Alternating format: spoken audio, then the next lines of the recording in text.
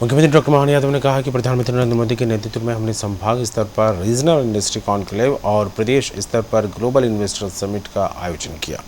जिसके माध्यम से 30 लाख करोड़ रुपए के निवेश प्रस्ताव प्राप्त हुए हैं। इन निवेश प्रस्तावों को धरातल पर उतारने की दिशा में हमने भिंड में कई औद्योगिक इकाइयों का वर्चुअली भूमि पूजन किया, जिससे हजारों लोगों को रोजगार मिलेगा। मुझे इस बात का संतोष है कि जब हमने अपना संभाग स्तर की रीजनल इंडस्ट्री कॉन्क्लेव प्रारंभ की थी तो संभाग में छोटे ऐसे स्थान पर पहली बार इंडस्ट्री कॉन्क्लेव की थी और उसका परिणाम रहा कि हर संभाग में बड़े पैमाने पे औद्योगिकरण के लिए लोगों में रुझान पैदा हुआ, नई नई इंडस्ट्री के एमओयू हुए, नए प्रकार से कामों के बारे में बात हुई और उसका परिणाम हमने देखा। लेकिन मुझे इस बात का संतोष है कि उस अभियान को हम रोके नहीं। जीआईएस के माध्यम से यशस्वी प्रधानमंत्री ने जो उनको आशीर्वाद दिया, माननीय गृह मंत्री जी ने समापन किया और 30 लाख करोड़ से ज्यादा के एमओयू हुए। अब हमारा फर्ज है कि हम अपने सभी एमओयू के आधार पर संभाग में जिन जिन इंडस्ट्रियों के प्रस्ताव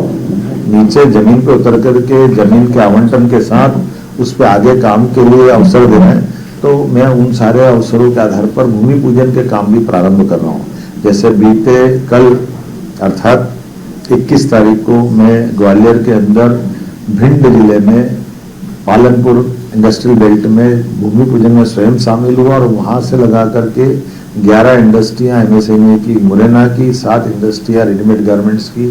ग्वालियर की ऐसी 18 अलग अलग औद्योगिक इकाइयों का कल एक साथ हमने, समय की कमी थी तो सामूहिक रूप से एक साथ ही वर्चुअल भूमि पूजन किया है, जिसके माध्यम से हजारों लोगों को रोजगार मिलेगा। पूरे चंबल के बेल्ट में एक नया युग आ रहा है। जहाँ कल तक बीते समय तक चंबल से उद्योग विहीन हमारा जिला धीरे धीरे हो रहा था